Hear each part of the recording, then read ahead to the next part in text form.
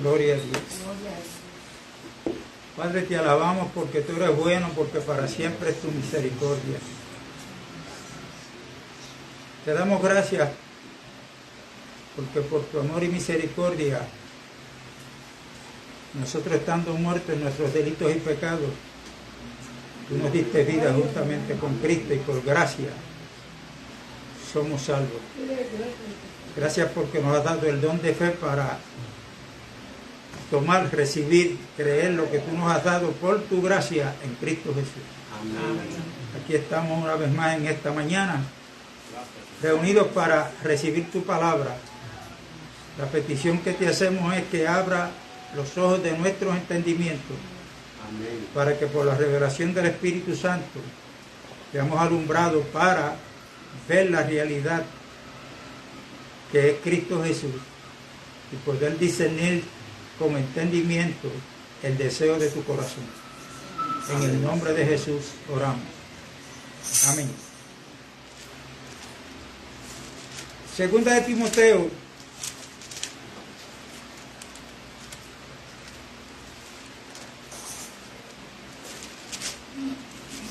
Timoteo,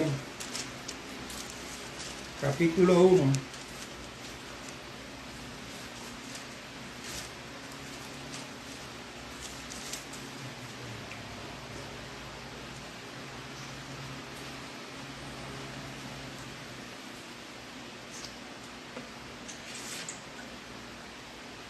Verso 8, dice lo siguiente. Este es Pablo escribiéndole a su hijo en la fe llamado Timoteo, un joven pastor. Dice, por tanto, no te avergüences de dar testimonio de nuestro Señor, ni de mí, preso suyo, sino participa de las aflicciones por el Evangelio, según el poder de Dios, quien nos salvó y llamó con llamamiento santo, no conforme a nuestras obras, sino según el propósito suyo y la gracia que nos fue dada en Cristo Jesús, antes de los tiempos de los siglos, pero que ahora ha sido manifestada por la aparición de nuestro Salvador, Jesucristo, el cual quitó la muerte y sacó a luz la vida y la inmortalidad por el Evangelio, del cual yo fui constituido predicador, apóstol y maestro de los gentiles. Ahí Pablo está hablando de 3 asignaciones que le dio el Señor como apóstol de Jesucristo: ser apóstol, predicador y maestro para nosotros los gentiles. O sea, esa palabra tenemos que entenderla para la iglesia. Para la iglesia. Porque fue al apóstol Pablo, esto lo hemos dicho y hay que estarlo repitiendo, fue al apóstol Pablo quien el Señor le plació revelar lo que es Cristo y la iglesia. Que la iglesia tiene que ser edificada. ¿Cómo tiene que ser edificada? ¿Cuáles son los materiales de la edificación para la iglesia? Amén. Siendo el fundamento de la iglesia Jesucristo. Y que nadie puede poner otro fundamento, el cual ya ha sido puesto por Dios, el cual es Cristo Jesús. Y eso lo dijo Pablo en el contexto de la división que había en Corintios, cuando unos decían yo soy de Pablo, otros yo de Cloé, otros yo de Cefa, otros yo de Apolo. O sea, que esos nombres de hermanos en la fe,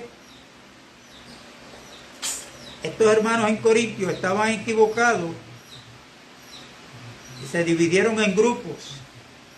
Y según lo que Pablo enseña ahí en el contexto, que dice que nadie puede poner otro fundamento, lo que quiere decir es que aquel grupo que decía nosotros somos de Pablo, para ellos el fundamento era ¿quién?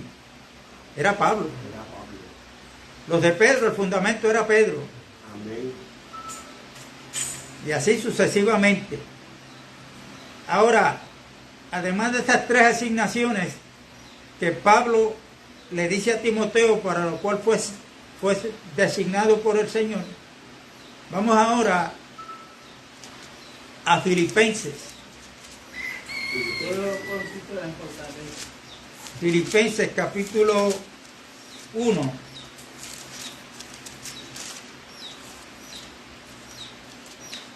Filipenses capítulo 1. Amén. Si la mente no me falla, verso 7. Lo que consigo a Filipenses, déjame ver si está aquí en esta Biblia.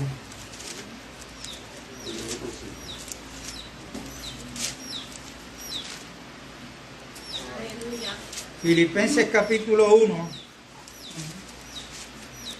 Dice Pablo: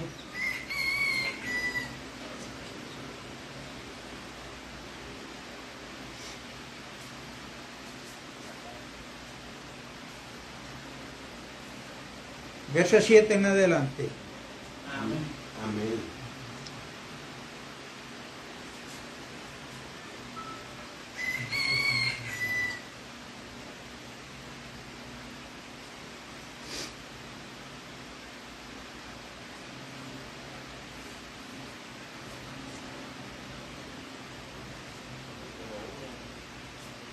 Como me es justo sentir esto de todos vosotros, por cuanto os tengo en el corazón y en mis prisiones, y en la defensa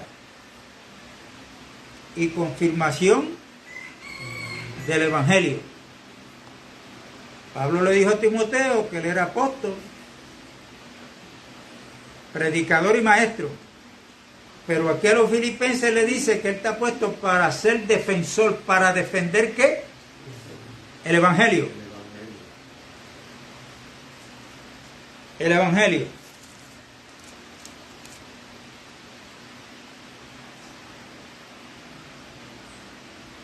Verso 8, porque Dios me es testigo de cómo estamos a todos vosotros con el entrañable amor de Jesucristo. Y en esto pido en oración que vuestro amor abunde aún más y más en ciencia y en todo conocimiento, para que aprobéis lo mejor, a fin de que seáis sinceros e irreprensibles para el día de Cristo, llenos de frutos de justicia, que son por medio de Jesucristo para gloria y alabanza de Dios. Quiero que sepáis, hermanos, que las cosas que me han sucedido han redundado más bien por el progreso del Evangelio, o sea, las aflicciones, las prisiones que Pablo sufrió, todo lo que estaba sufriendo, en vez de servir en contra del Evangelio, él dice que fue lo contrario. ¿Okay? Y verso 14, la mayoría de los hermanos, cobrando ánimo en el Señor con mis prisiones, se atreven mucho más a hablar la palabra sin temor. Algunos a la verdad predican a Cristo por envidia y contienda, pero otros de buena voluntad. Los unos anuncian a Cristo por contención, no sinceramente, pensando añadir aflicciones a mis prisiones. Pero los otros por amor, sabiendo que estoy puesto para la defensa de ¿qué? Del Evangelio. El Evangelio hoy permanece. El apóstol Pablo ya no está. Está con el Señor se lo llevó. La pregunta que yo lanzo es lo siguiente: si Pablo no está como defensor del Evangelio, ¿quiénes somos los que estamos llamados a defender la verdad? Nosotros, la iglesia. La iglesia, que es columna y baluarte de la verdad. Pregunta: ¿por qué el Evangelio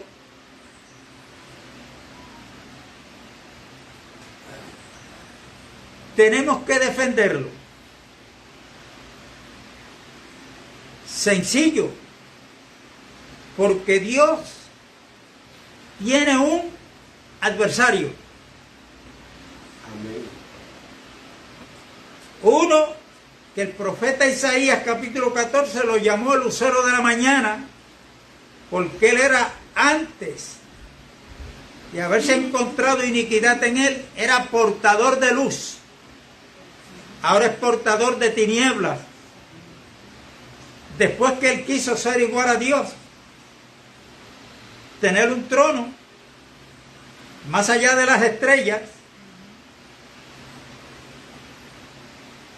y sentarse ahí, en otras palabras, si a Dios hay que adorarlo, pero entonces yo anhelo que a mí se me adore también. La Biblia dice que se llevó una tercera parte de los ángeles. Pero del siglo IV en adelante, ahora el adversario de Dios no tiene ángeles para estar en contra del Evangelio. Del siglo IV en adelante, él tiene hombres y mujeres, como usted y yo,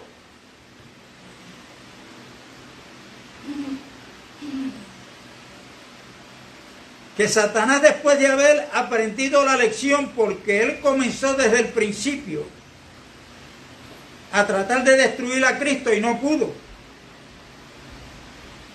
Después que Cristo fue ascendido, ahora él viene en contra del cuerpo de Cristo, que es la iglesia. Amén. ¿Y qué hacía él al principio con los creyentes, con los que invocaban el nombre de Jesucristo? Le quitaba la vida. Y aprendió la lección, porque vuelve a repetirse la historia cuando Faraón tiene a su pueblo cautivo en Egipto. La Biblia dice que mientras más los oprimían, más se multiplicaban.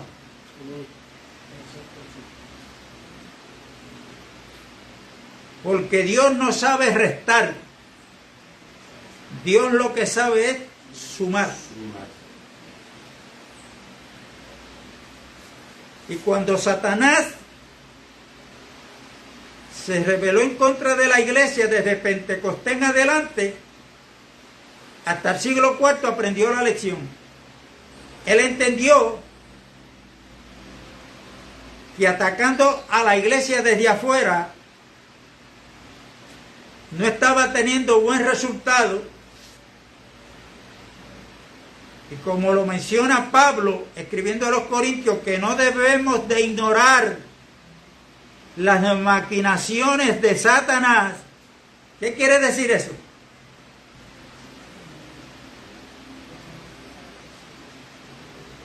Que si no puede por esta estrategia,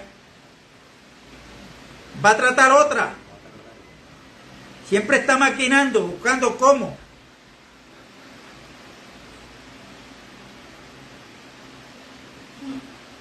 Y él entendió que si de afuera no podía, pues ¿qué pensó él? Y maquinó y lo logró. Déjame meterme dentro de la iglesia. Y ahí comenzó con Constantino en el IV siglo. ¿Cómo lo hizo y cómo lo está haciendo? Metiendo doctrinas heréticas, doctrinas que no están en el diseño de Dios. Y que la iglesia, por eso es que aparece Pérgamo, que quiere decir casamiento. O sea, la iglesia, para ese tiempo los apóstoles habían muerto. Los creyentes de la época no entendieron que la conversión de Constantino era una estrategia de Satanás. Y ahí comenzó Satanás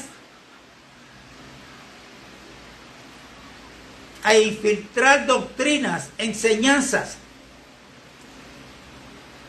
que no están de acuerdo con las enseñanzas del dueño de la iglesia, que se llama Cristo Jesús. La iglesia adopta esas enseñanzas y todavía la están practicando.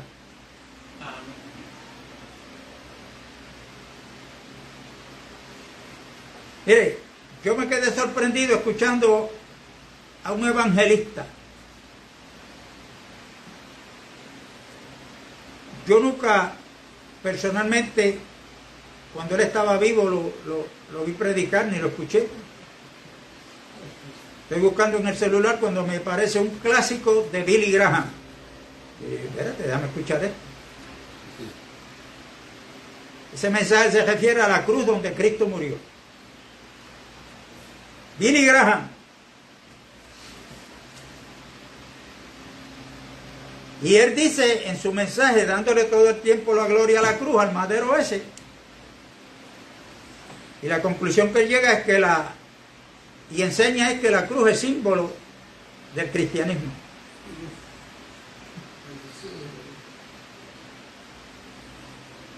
Bueno, nosotros los seres humanos, y me refiero al pueblo creyente, a veces no vamos a la escritura para ver si esto es verdad, sino porque como lo dijo fulano, Amén. pues yo digo amén. Con el amén hay que tener cuidado. Amén.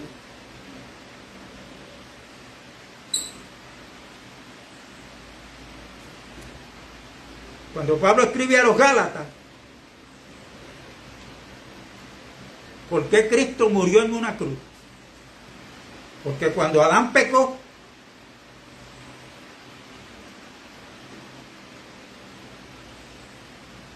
que obedeció la voz de tu mujer, ¿qué fue lo que le dijo Dios? Maldita será la tierra por tú haber escuchado y obedecido a la voz de tu mujer.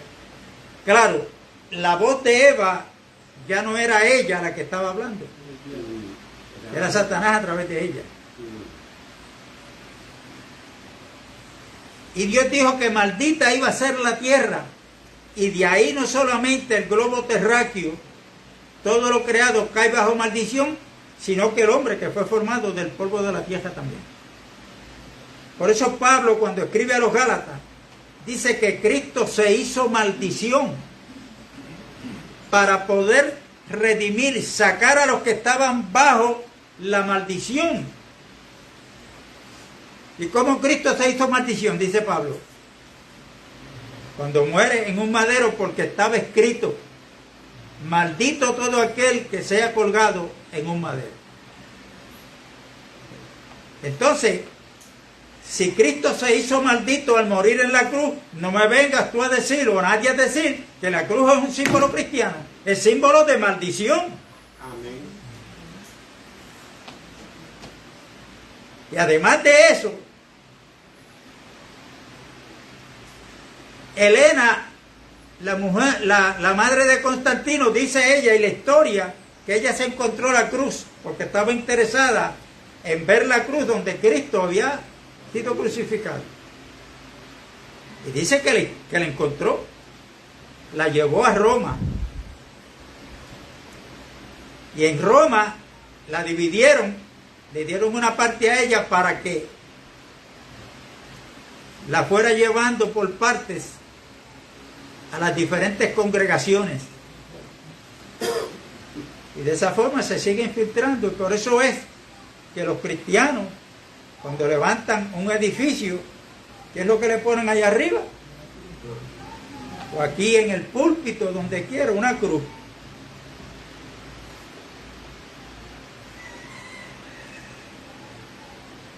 Entonces, ¿cómo es posible que algo que simboliza una maldición, yo lo voy a cambiar para decir que es un símbolo cristiano?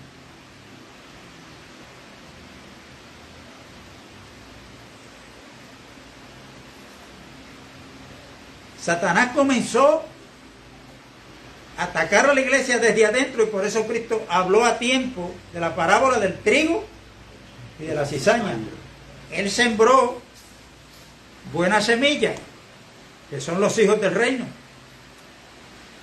Pero en el momento en que los hijos del reino durmieron, perdieron la visión celestial, el enemigo aprovechó y ¿qué? Sembró cizaña, pero no afuera, sino junto con el trigo. Los discípulos le dijeron: Señor, ¿quiere que arranquemos el trigo? ¿Qué le dijo él? No, No sea que al arrancar la cizaña vayas a arrancar el trigo también. ¿Por qué? No es que no se conoce lo que es uno y lo que es el otro. El problema no está de la tierra hacia arriba. Es de la tierra hacia abajo porque han echado raíces. Una con la otra. Y cuando usted arranca una mata que está raizada y sus raíces están ligadas con otras raíces de otra mata, ¿qué va a pasar? Usted arrancó la que usted quería, pero se trajo también. O le hizo daño a la otra. Es asunto de la tierra para abajo.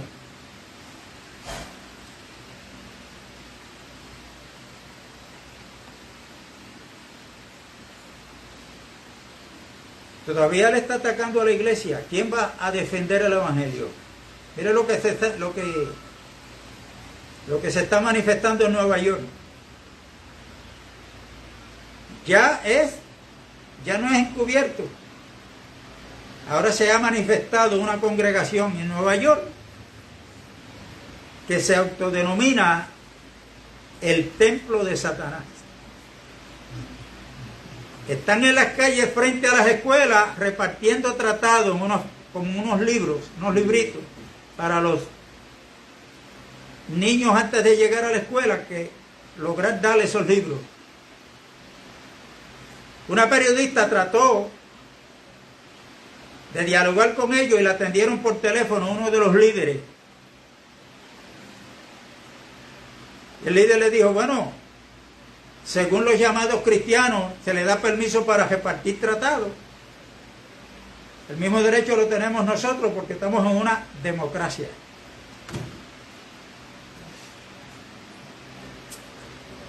O sea que Jesucristo tiene su iglesia, la cual es su cuerpo, y Satanás también tiene su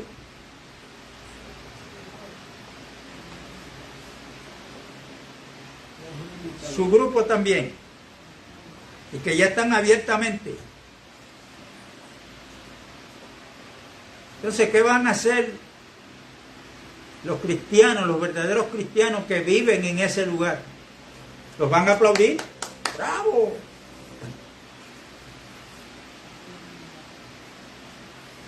¿O están llamados a defender la verdad?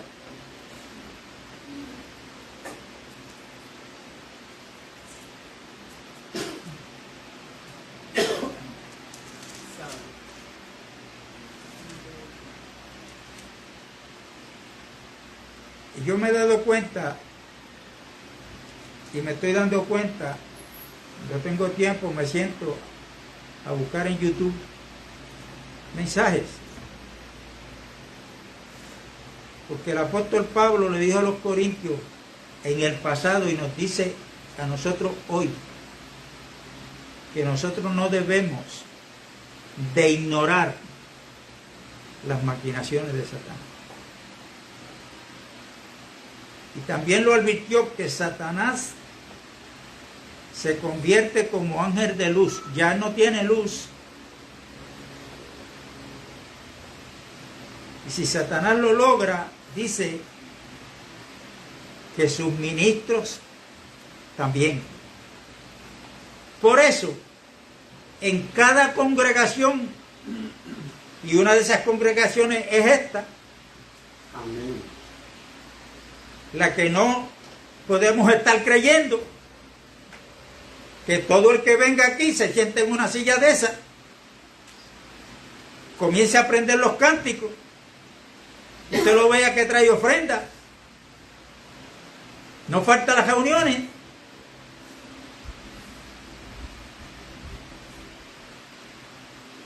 Esa es la señal de nosotros llamarle que ha nacido de nuevo. Bueno, Jesucristo lo que nos enseñó fue lo siguiente.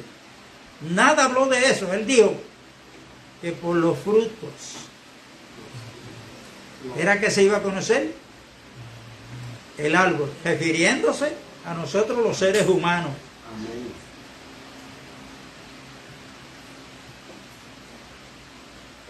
Y una de las cosas que tenemos que estar apercibidos es qué es lo que se está enseñando.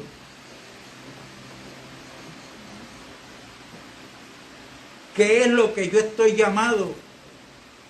Si Dios me da esta asignación de enseñar, ¿qué es lo que tú estás llamado a predicar o a enseñar?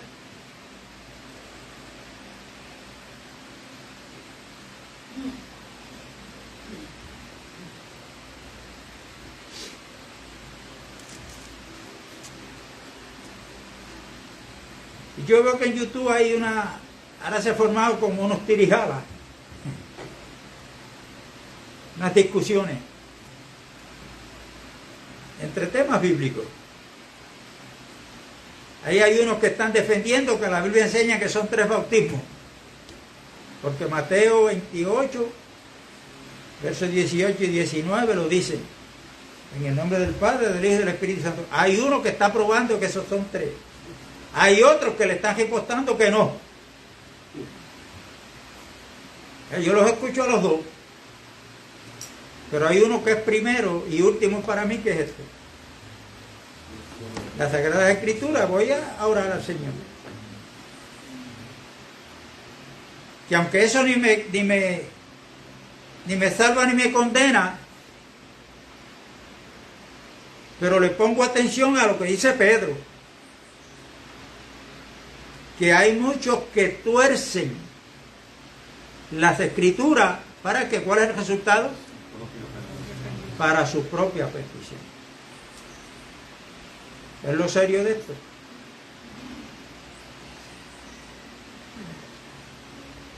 Y yo estoy consciente de que en una palabra que se ministra, cualquiera de ustedes, como ha pasado, lo ha visto de otra forma, lo ve de otra forma. ¿Y qué es esta? Bueno, pues vamos a dialogar. No a pelear, sino a dialogar. Cuando no podamos llegar, no a un término medio, no. Nuestro hablar tiene que ser sí o no. Y dialogamos. Si no llegamos a acuerdo, pues oramos hasta que Dios nos alumbre. Pero inclusive por malas interpretaciones de textos bíblicos, hay congregaciones que se han dividido. Yo siempre le traigo el testimonio de la iglesia anglicana. Dice el testimonio de una iglesia numéricamente hablando bien grande. Cuando los hermanos se encontraban, el saludo que se daban era la paz de Dios. Hasta que un día un hermano leyó que la Biblia decía la paz del Señor. Y cuando vinieron a saludarlo, la paz de Dios, le decía, un momentito, no es la paz de Dios, es la paz del Señor. Y por eso la iglesia se dividió. Ahora están los de la paz de Dios y los de la paz del Señor.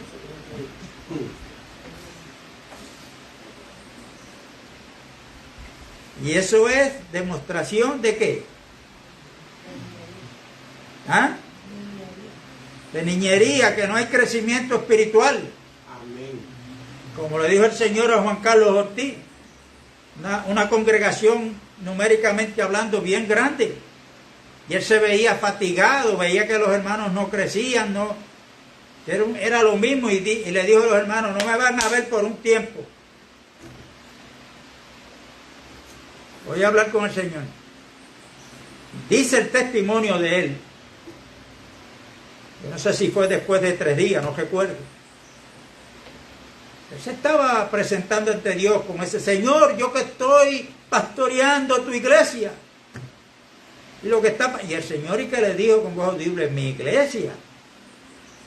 Tú lo que estás pastoreando es un orfanato de niños. Lo que pasa es que el más grande de los niños eres tú. Y ahí fue cuando dice él que eso fue un golpe para él, que comenzó a pedirle perdón a Dios y comenzó, ahí es donde aparece el libro que él escribió, Discípulo. Ahí aparece Jorge Mitián, que eran argentinos también con él, donde Jorge Mitián recibe la palabra bíblica que Jesucristo es el Señor, el señorío de Cristo. Hay un libro escrito por él.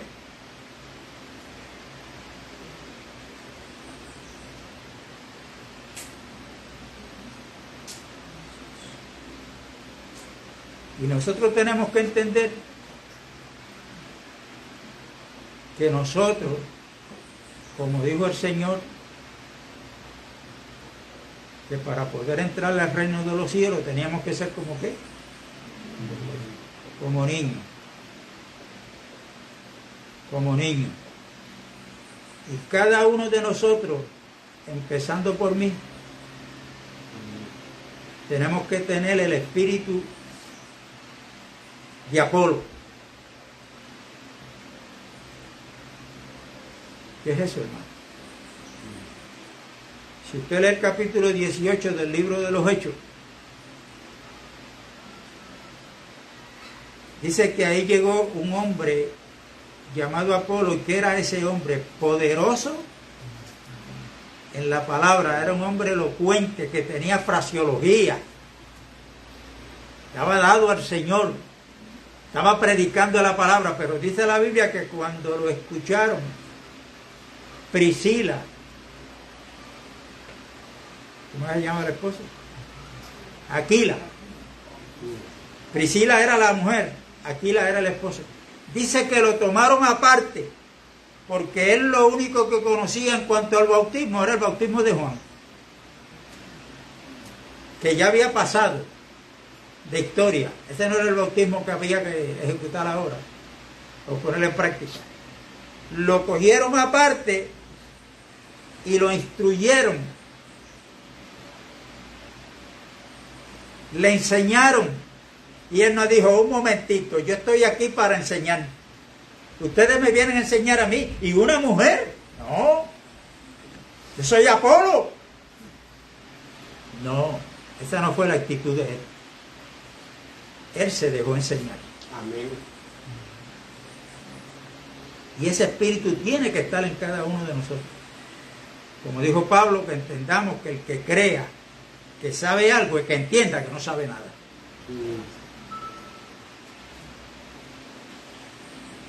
Y siempre entendiendo que lo que tenemos es por la gracia de Dios.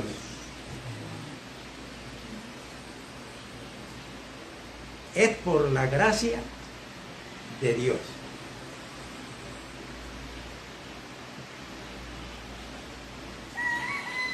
Así es que, hermano, yo tenía unos apuntes aquí, pero ya es tarde para ir a ellos. Amén.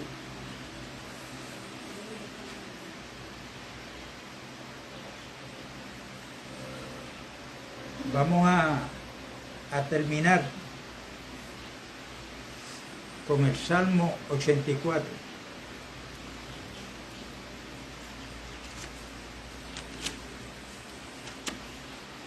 Ya le dije por qué voy a ser breve. Amén. Déjame decirle algo también. Usted me ve aquí a mí. Yo no puedo estar mucho tiempo sentado en una silla, por el problema que tengo en la espalda baja.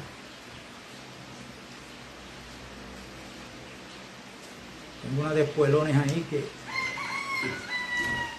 con más alivio yo siento es estar de pie. Yo tengo mucho rato sentado en una silla, se me ve dando vueltas.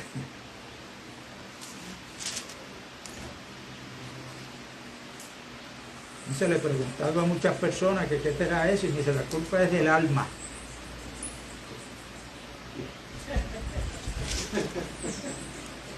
El almanaque, no es el alma mía, es el almanaque.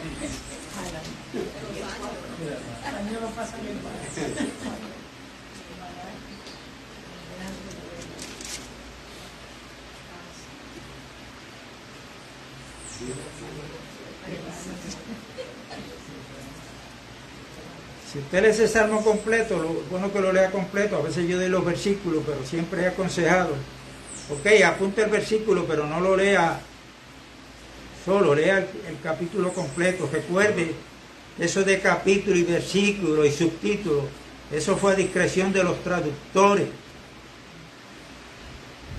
Y tenemos que tener cuidado, porque cuando leemos un versículo fuera del contexto, pues ahí es donde podemos caer en una mala interpretación. Mire lo que dice aquí el verso 16 de ese capítulo 94, Salmo 94. ¿Quién se levantará por mí contra los malignos? Es una pregunta que hace Dios. ¿Y quién estará por mí contra los que hacen iniquidad? ¿Quiénes son los que hacen iniquidad?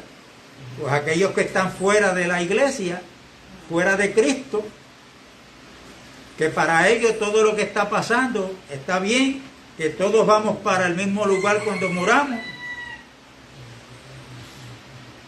Entonces cuando oyen predicar a uno en contra de eso, no, pues, entonces saben citar Biblia. No, porque la Biblia dice que no juzgue.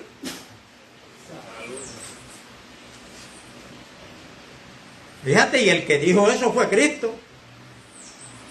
No juzguéis para que no seáis juzgados. Pero ¿a quién se lo dijo Cristo? ¿Por qué lo dijo Cristo? Y ahora cuando voy a Pablo, el apóstol Pablo dice que el espiritual juzga todas las cosas. O sea, las evalúa, las sabe evaluar si están bien o están mal. Y a lo que está mal hay que llamarle que está mal. Amén.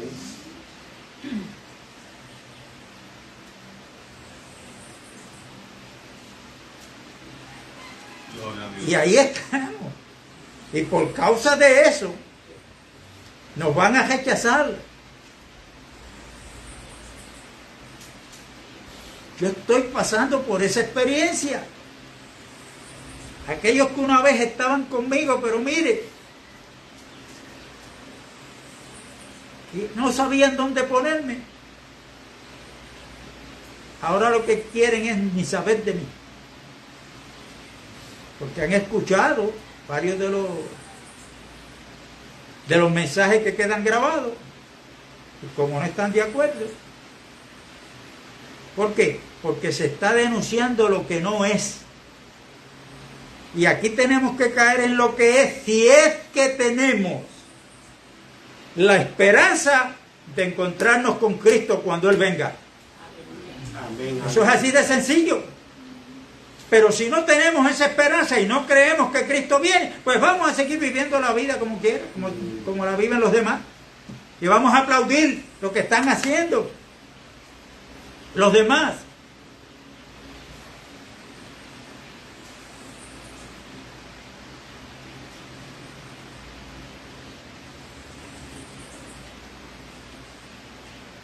Lamentablemente está en boca de muchos los 32.5 millones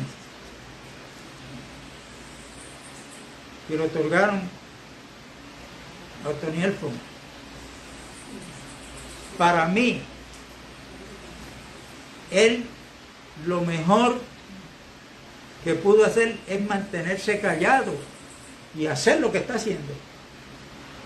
Pero en una dijo que hay que hacer lo que Dios mandó hacer. Yo quisiera que si este dinero se lo dieron, pues no es malo porque eso es una ley, pero moralmente gastar 32.5 millones en algo que el Señor no ha mandado, habiendo gente pobre, Amén. con necesidad, Amén. ahí es donde está el problema grande. Sí. Son dos cosas, moral y decir que el Señor lo mandó a hacer. Entonces, si esto es verdad, yo dejo de creer en lo que dice la Biblia. Yo estoy llamado, yo estoy ante la disyuntiva. Creo lo que dice la Biblia, o creo lo que están diciendo muchos.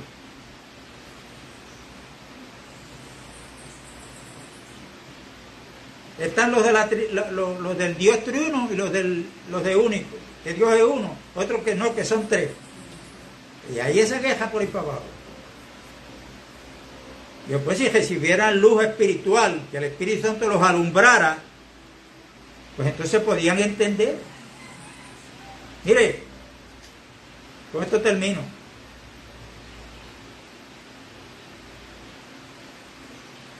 Recuerden que Dios tenía un plan desde antes de la fundación del mundo. ¿Lo creen o no lo creen? Amén.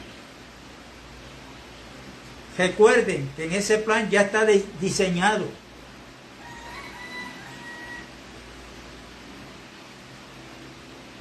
Pero cuando Dios comienza a desarrollar su mensaje, Él comenzó hablándole al ser humano por tipos y sombras y cuadros.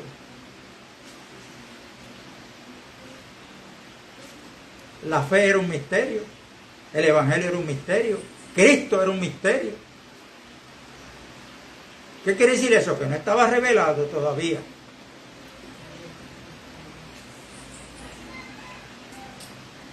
Pero entonces ahora, en el nuevo pacto, por cuanto Dios viene a morar por medio de su Espíritu Santo en el espíritu humano, Dios comienza a alumbrar para que veamos la revelación, lo que ya Dios tenía desde antes de la fundación del mundo. Eso lo hemos hablado y hay que seguirlo hablando.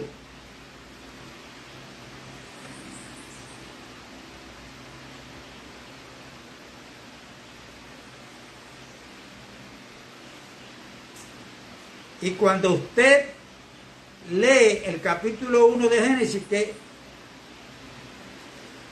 yo no sé si conseguiste el que predica que Génesis 1:1 está mal escrito, porque es que no pude grabar el nombre que le dan a esa ciencia que él está estudiando y es apóstol del Señor.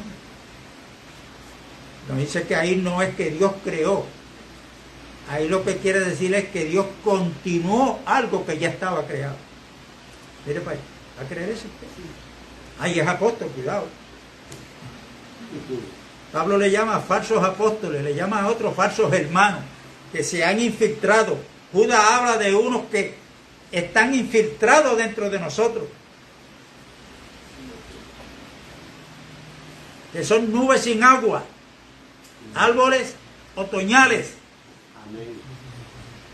que están muertos 2 veces, estrellas fugaz, pero están infiltrados dentro de la verdadera iglesia.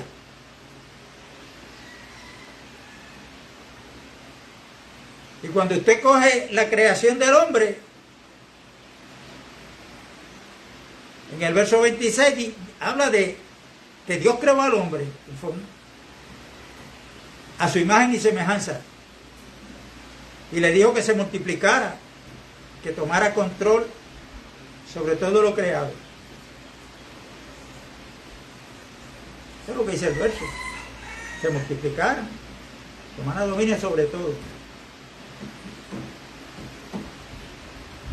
Pero cuando usted lee Romanos capítulo 5,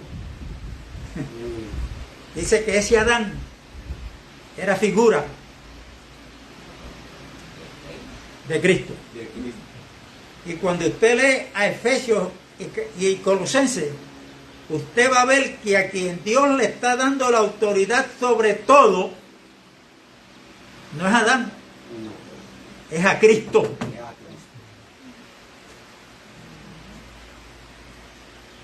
Los invito a que lean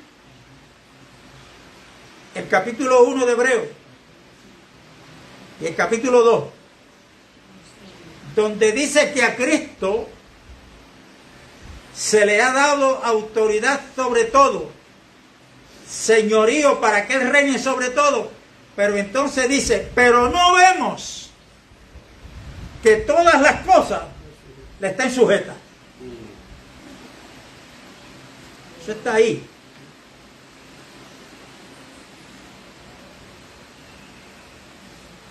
¿Cuándo es que se va a cumplir esa palabra de que Dios le dio la autoridad a Cristo para que Él tome dominio sobre todo?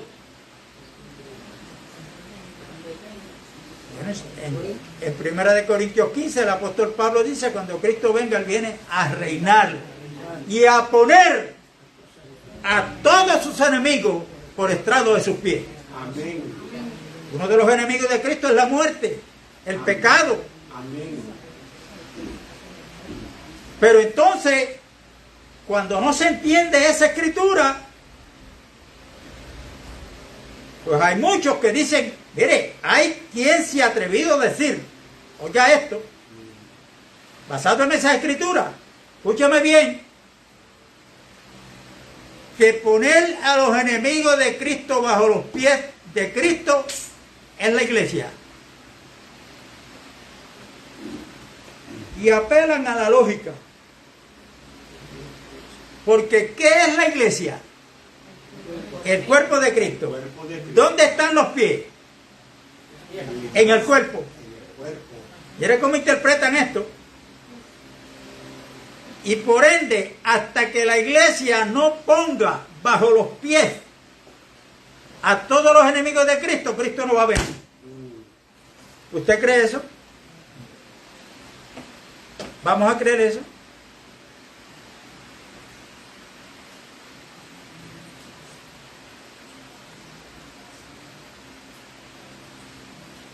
Mire, Jehová reina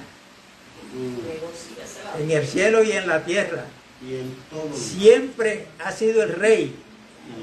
Pero el plan que él tiene con un propósito lo ha dado a conocer progresivamente. Amén. Y el que no entiende esto, corremos peligro. La paz de Dios es con todo, hermano. Amén.